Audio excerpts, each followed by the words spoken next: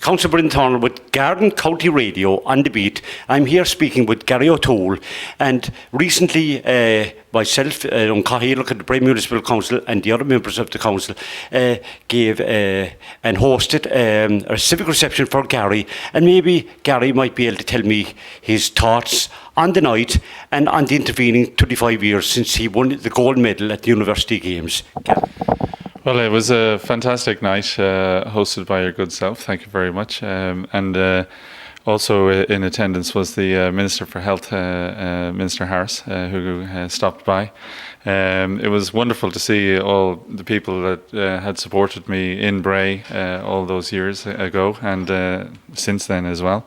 And the whole event went off beautifully. It doesn't seem like 25 years, as you were saying on the night. Things have gone very, very quickly. But yeah, it still lives fresh in the memory.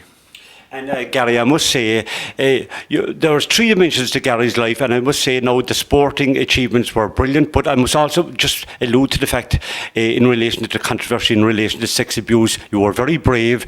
What happened at the time, maybe you might be able to give some thoughts on the matter. Well, it's that occurred soon after that World University Games, and it was just a very, very dark and disgusting episode within the swimming association, whereby there were a number of men in positions of authority who had been abusing children for such a long time. But whilst it may have been known about, no one had done anything about it. And just soon after I retired, then we worked out a way to try and bring this to official notice, and fortunately a number of the victims came forward and gave statements, and the Swimming Association were forced to clean their act up. Well, I must just say that you were very brave at the time, and like as Paul Kimmage made a statement, was that most people would have done nothing, but Garry O'Toole doesn't do most. And I will say, I as a Cahir, look, and I'm sure the people are very thankful to you for your actions at the time. And your third dimension, now that you're an orthopaedic surgeon, you do affect an awful lot of people in their lives. Maybe you give me your thoughts on what it is like now to be a surgeon. Well, orthopedic surgery is divided into acute trauma. That's people falling, breaking bones, and whatnot, or accidents, and then cold orthopedics, which is joint replacement surgery. So that's hips and knee replacement. So I'm fortunate enough to do that in my living, and then also I work in cancer, so cancer of the bone and cancer of the muscles. So it's a very small niche, not affecting an awful lot of people per year in Ireland. Maybe 50 people might get it, but nonetheless it's a very, very subspecialised area within orthopaedics.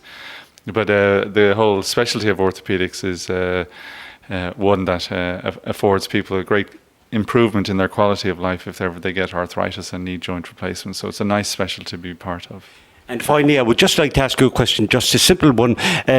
Maybe what advice would you give to people, because you would be a great role model in life, I'm sure, the ethics of becoming a great Olympian. What advice would you give to people in life? I think just do things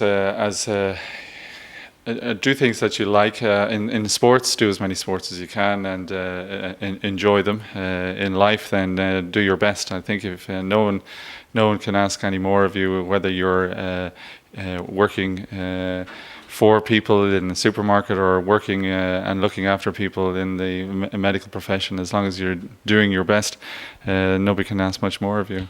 Well, Garry O'Toole, congratulations. Thank you very much, Brendan. You did a great job. Thank you. Councillor Bryn Thornall here on the beat, and I must say that that was a great interview, and I'm sure that we all do appreciate what Garry has done, and also a great thank to his parents, and a great role model, and he certainly has put Bray on the map. Gurumila Mahagusha.